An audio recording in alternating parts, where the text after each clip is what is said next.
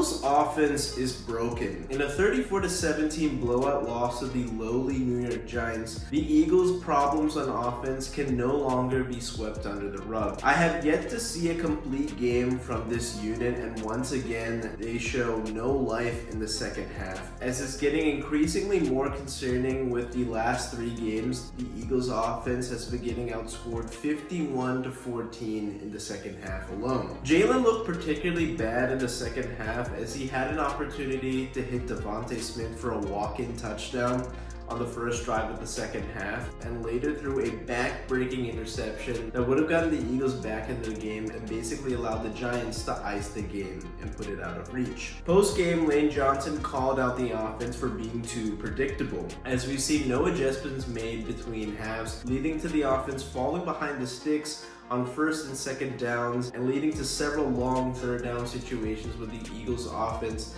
has only converted 1 of 9 third downs against the Giants on Thursday night. The inability to sustain drives led to the offense getting out of sync, and it all starts with converting those third down situations. They currently rank 27th in the league on third down conversions, and that's simply not going to cut it if you want to make a playoff run. If you look at every game this season, the Eagles have been outgained in every game. Let's take a look at the contributing factors leading to the Eagles' offensive struggles in 2025. Let's start off with the play caller, Kevin Patullo. Patullo has been under a ton of scrutiny to start the season, and it's easy to pose him as a scapegoat, but play calling on first and second down, like I mentioned earlier, has led to several third and long situations. There's been 81 occasions where the Eagles face 3rd and 6 or longer, and they've only converted 13 of those, which is equivalent to 16%. But when the Eagles get into that third and medium range, their conversion rate jumps to 66%. However, the problem is only getting to those third and medium situations where we've seen this happen only 30% of the time. That means 70% of the time they face a third and long situation, and so far this year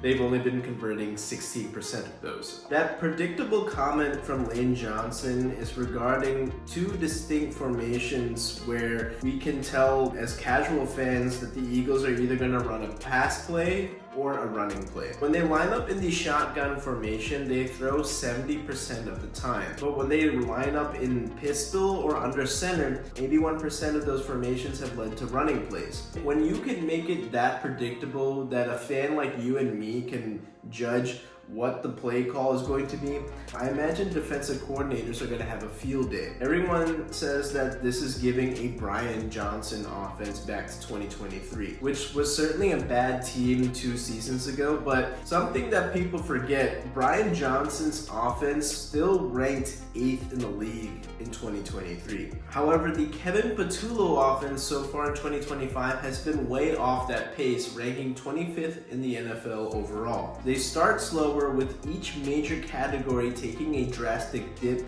through the first 6 games of the season. This is all kind of leading back to Sirianni in-house hires haven't panned out, and I fear that Patullo might be another mistake. Let's focus on the passing game. While the Eagles aren't built to be a pass-first team, they do have the personnel for an explosive passing game. However, we haven't seen that so far through the first 6 games of 2025. It starts with play calling. In 2025, the Eagles haven't used the screen game much, hardly any RPOs, nor have gotten Jalen Hurts on the move on design rollouts. Jalen isn't quite the quick game passer, so this has relegated the passing game to kind of an all or nothing mantra where if the deep pass isn't there, it's always a check down underneath. Jalen likes to hold on to the ball, buy time downfield for something to open up, but this year it simply hasn't happened. Since 2023 especially, Jalen Hurts has taken a more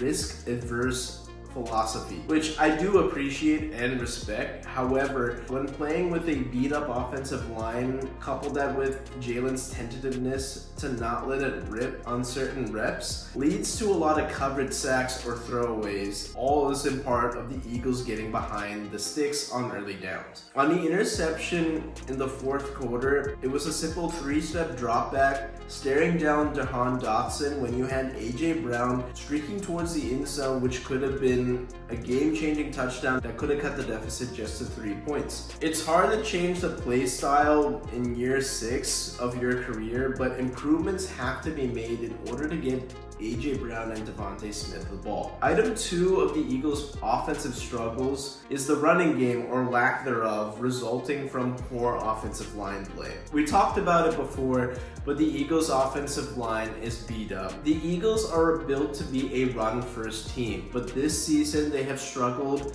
to generate any type of success on the ground, and this has led to Saquon's slow start in 2025. His yards per carry has dipped, and this has forced the offense to fall behind schedule and try to pass out of these long situations out of long down and distance situations to generate first downs. The scheme of the running game has changed as well. Last year we saw a lot more inside zone and counter runs compared to this year, where it's understandable that the interior offensive line hasn't played great this year, and that's forced the Eagles to change their running attack to being more of an outside zone team, running behind either tackle, as Jordan Mailata and Lane Johnson have been probably the best offensive linemen so far for the Eagles in 2025. Last year, when Mekhi Becton was with the Eagles, who was a former tackle converted to a right guard, this created the ability to pull him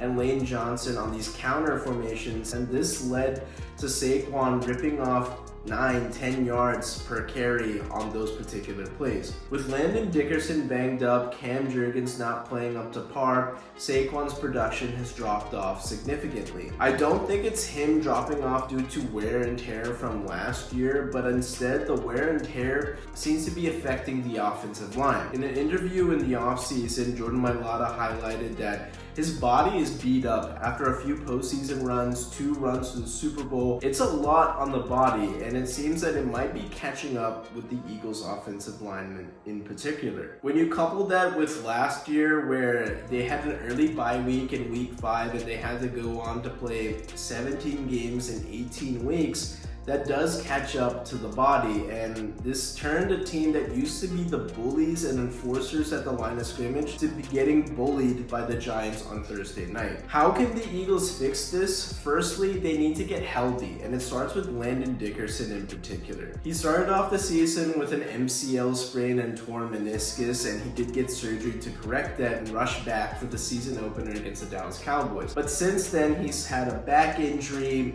ankle injury that kept him out of the Thursday night matchup against the Giants, and he's been banged up this entire year. It would be wise for the Eagles to maybe just rest him until their week 8 bye, give him some time to rest and heal up for the back end of the schedule. If they can get healthy up front, this might be able to help them regain their identity to be a run-first team like they were last season. Things don't get much easier though for the Eagles, as they do have to travel out to Minnesota to face a Brian Flores defense that is known to be a very blitz-heavy team, blitz-heavy defense, and this might force the Eagles to get a little bit more creative. I expect the Eagles to hopefully change over this mini bye week and try to search for answers, or it could end up being 2023 all over again.